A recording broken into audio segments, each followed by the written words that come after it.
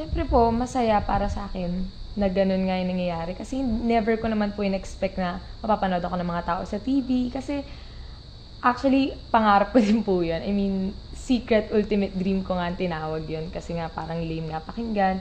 Pero, ayun, masaya sa pakiramdam na unti-unti natutupad ko yung pangarap ko. Marami yung nangangarap kasi na maging artista, di ba? Ang daming araw-araw pumipila sa mga audition.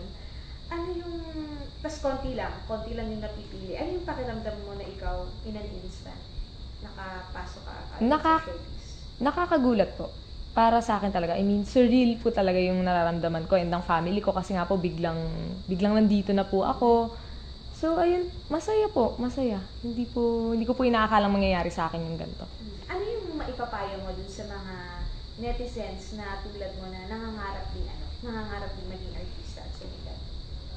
Mapapayo ko lang sa mga tulad ko na gusto maging artista, do your best. I mean, hindi naman kasi lahat ng bagay nakukuha sa mabilisan. Siguro yung sa akin parang swerte lang ako na ganun yung nangyari, pero yung mga ganyan kasing bagay kailangan pinaghihirapan din eh. I mean, mag-start ka sa bottom hanggang sa, alam mo yun, unti-unti mong ma-reach yung dream mo.